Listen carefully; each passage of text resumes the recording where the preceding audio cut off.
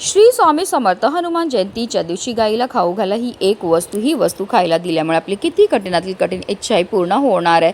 आता जर गाय तुमच्या घरी असेल तर घरच्या घरी तुम्ही ही गोसेवा करू शकतात की एखाद्या गोठ्यात जाऊ शकतात, गोशाळेमध्ये जाऊ शकतात किंवा वाटेत तुम्हाला गाय ही भेटणार आहे. गायीजवळ गेल्यावर तिच्या दोन्ही पायावर आपल्याला पाणी अर्पण करून घ्यायचं आहे, तिची आरती करून घ्यायची आणि त्यानंतर आपल्याला जी वस्तू गाईला खायला द्यायची ती म्हणजे गोड चपाती. घरामध्ये सगळ्यात पहिली चपाती ही आपल्याला गाई करता बनवायची. कणिक मळायचं, मळताना त्यामध्ये थोडी हळद टाकायची आणि छानशी चपाती तयार करून घ्यायची. त्या चपातीवर आपल्याला थोडंसं तूप लावायचं आहे, गुळाचा खडा ठेवायचा आणि अशी ही गोड चपाती आपल्या हातातनं गाईला खायला द्यायची. त्यानंतर थोडंसं तिला पाणीसुद्धा प्यायला द्यायचं. तिच्या भोवती आपल्याला 11 प्रदक्षिणा मारायच्यात. ओम नमो भगवती वासुदेवाय नमो या मंत्राचा जप करत.